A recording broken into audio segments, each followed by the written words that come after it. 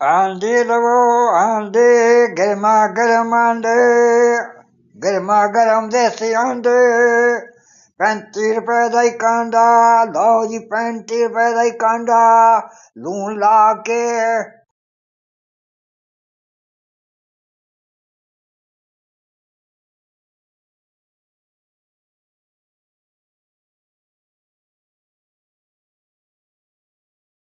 ਭਾਜੀ ਦੱਸੋ ਕਿੰਨੇ ਆਂਡੇ ਦਿਆਂ ਜੇ